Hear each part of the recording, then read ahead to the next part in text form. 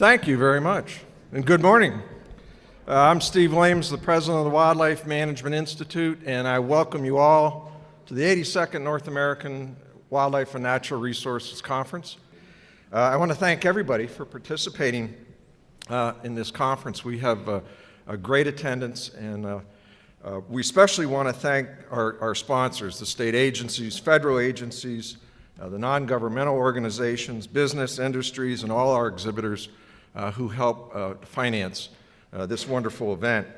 I also want to thank the special session chairs, the workshop sponsors, and all our speakers for presenting great presentations on the conservation issues that challenge us. Well, once again, the federal government's in the process of transition. In this case, with a change in a political party in power. But I'd like to recognize, I think we all know that Ryan Zinke was recently confirmed as Secretary of Interior. We're all waiting to see what happens to the Agricultural Secretary nominee, Sonny Perdue. I think it's a bit early to speculate about the path forward for those federal agencies, but the rumored budget cuts at EPA, Interior, and Agriculture really demand our attention and our advocacy in support of these tried and true conservation programs that are provided by those state agencies. We need to watch and be vigilant and add our voice of support for those programs that mean so much to both public and private lands. Well, there are so many challenges that face our community. Jim mentioned the sustainable funding issue for states, balancing energy development with landscape conservation, the threat of large-scale transfer of federal lands, wildfire funding, Wild Horse and Bureau management, Endangered Species Act reform, the new Farm Bill incentive programs, and active management of federal lands. The list could go on and on. However, I believe that two other issues are of equal or perhaps even greater importance in the future success of our collective efforts. First is the issue of conservation relevancy. The Blue Ribbon panel concluded that this issue must and will be addressed. In large measure, the late Dr. Stephen Keller, who is a giant in the field of social ecology and a professor emeritus at Yale University, helped set that course for the Blue Ribbon panel. Dr. Kellett's contributions to our profession should be recognized and celebrated.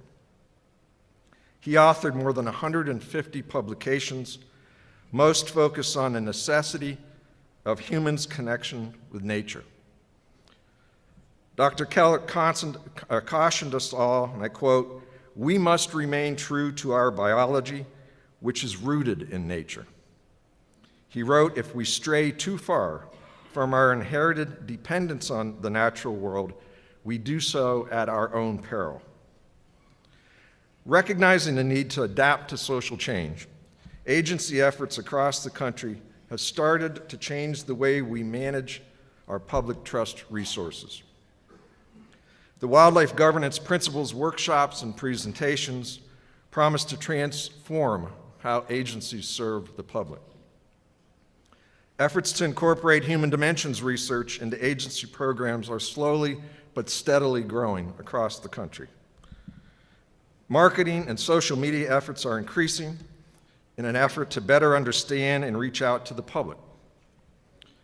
When we recognize the advantage of incorporating social sciences and economic impacts into our programs and our messaging, we will step to another level in the evolution of the 21st century fish and wildlife profession.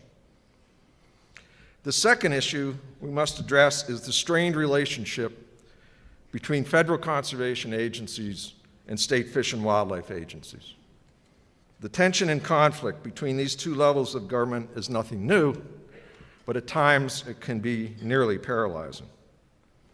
De-escalation of this conflict is critical for the future of natural resource management. Well, there are numerous reasons for the conflict, but I believe they center on the issues of respect, trust, and leadership. Federal and state agencies must recognize the respective commitment and expertise of their counterparts to effectively conserve our natural resources. This recognition leads to respect for each other's capabilities.